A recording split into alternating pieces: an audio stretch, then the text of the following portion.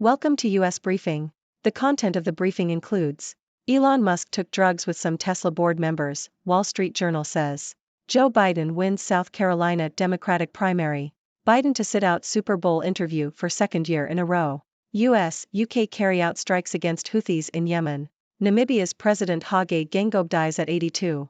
Elon Musk took drugs with some Tesla board members, Wall Street Journal says. Bloomberg.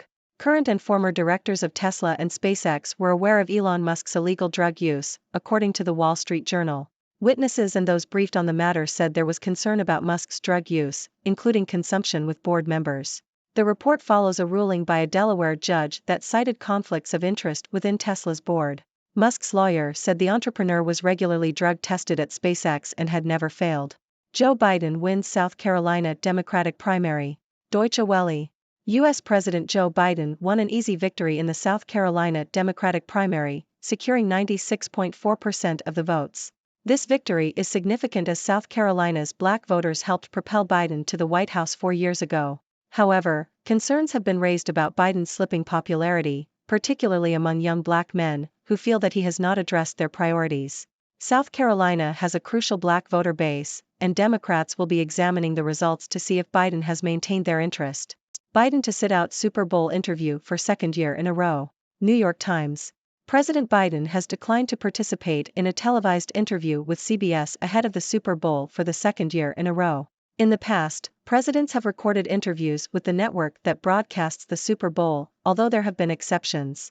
While the White House has been receptive to CBS News in the past, Biden declined an interview with Fox last year due to the network's hostile coverage of him. The Super Bowl offers a large audience for a sitting president to address current events and advance their agenda, but Biden has conducted fewer media interviews than his recent predecessors. UK carry out strikes against Houthis in Yemen. Deutsche Welle.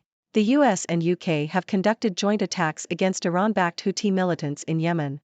The strikes targeted 36 locations, hitting buried weapons storage facilities, missile systems, launchers, and other capabilities used by the Houthis to attack Red Sea shipping. The attacks come in response to the Houthis' repeated targeting of ships in the Red Sea since November.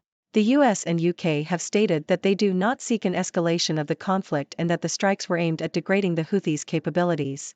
Namibia's President Hage Geingob dies at 82. CNN. Namibian President Hage Geingob has died at the age of 82 after receiving medical treatment for cancer. Geingob had been serving as president since 2015 and was currently on his second term. He was the country's first prime minister from 1990 to 2002 after Namibia gained independence from South Africa. The government will be making state arrangements and further details will be announced at a later date. GM Korea to launch 4 new models including 2 electric cars in 2024. Bloomberg.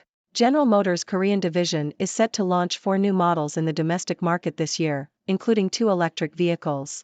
The new models will include the Cadillac Lyriq, Chevrolet Equinox EV, Cadillac XT4, and Chevrolet Colorado. The Cadillac Lyriq and Chevrolet Equinox EV will be built on GM's dedicated electric vehicle platform, the Ultium platform.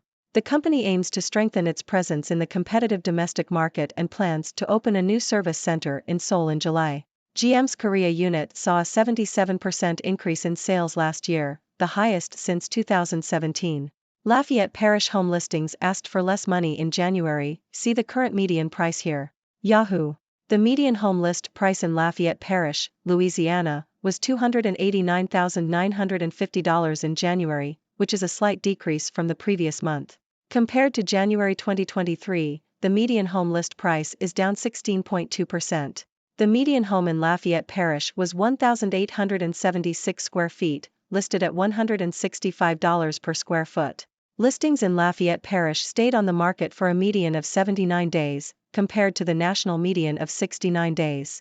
The median home price in the Lafayette metro area was $260,000, while in Louisiana as a whole it was $275,000. The median home price in the U.S. was $409,500. Convoy rally on Texas-Mexico border attracts Trump fans who decry illegal immigration. Yahoo! Trump 2024 flags flew alongside Christian flags as a throng of people converged on a rural Texas ranch to denounce the president and the people who have crossed into the United States from the nearby Rio Grande. Hello, my fellow Sixers. It's your friendly neighborhood Six doctor here, bringing you the latest news from the six-dimensional world. Now, let's dive into today's stories. First up, we have Elon Musk in the spotlight again. According to the Wall Street Journal, it seems that some Tesla board members were aware of Musk's illegal drug use.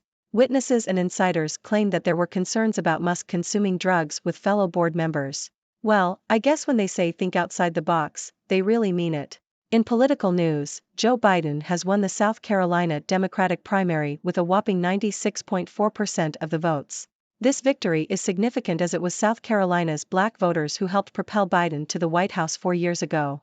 However, there are concerns about Biden's slipping popularity among young black men. Looks like Biden needs to find a way to connect with the young folks, or else he might be left feeling like a VHS tape in a streaming world. Speaking of Biden, he has decided to sit out a Super Bowl interview for the second year in a row. In the past, presidents have taken the opportunity to address current events and push their agenda to the massive Super Bowl audience. But Biden seems to be avoiding the media spotlight, conducting fewer interviews than his predecessors.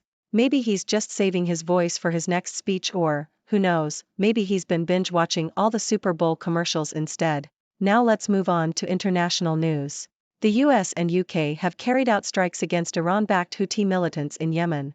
These joint attacks targeted the Houthis' weapons storage facilities and missile systems. The US and UK have made it clear that they don't want to escalate the conflict, but they are determined to degrade the capabilities of the Houthis. I guess it's safe to say that the Houthis won't be having a missile party anytime soon. Sad news from Namibia, as President Hage Geingob has passed away at the age of 82.